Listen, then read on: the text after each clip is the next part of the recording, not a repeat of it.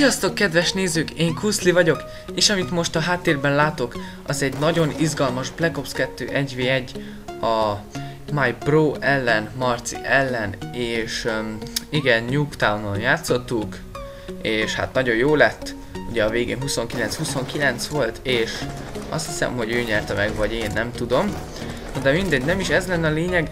Ugye megint nagyon sok ideig nem volt videó, és ugye mondtam is nektek, hogy lesz ez a felvételi nekem, és ugye amiatt nem lesz videó, és hát igazából most emiatt nincs videó, de hogyha vége, akkor megbeszéltük Patrikkal, vagyis Kocsis GT-vel, hogy vissza fogok térni, és csinálok videókat, csak most ugye nem Xboxozhatok, és ezért nem nagyon akarok videót csinálni. Ami még így velem történik, az úgy most igazából áttértem kicsit gépre, ott játszom, de ott nem igazán akarok felvenni.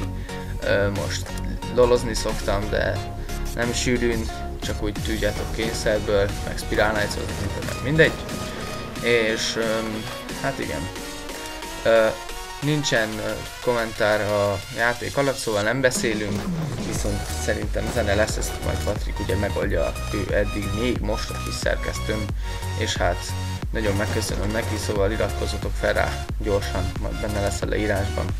És köszönöm szépen, hogy türelmesek vagytok, és hogy azért látom, hogy jött pár új feliratkozó így videó nélkül, és én nagyon köszönöm, tudom, hogy most ez a csatorna elég ilyen értelmetlen, és kb.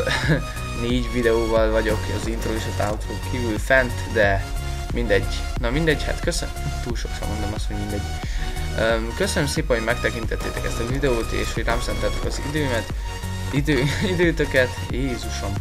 És hát igen, már ettől is nagyon elszoktam, és hogyha tetszett a videó, lájkoljátok, mert látom, hogy tetszik-e. Eddig volt olyan videón, ami 7 like volt, ami nagyon soknak tűnik így 20 feliratkozó mellett, és igen, hát nagyon szépen köszönöm, sziasztok!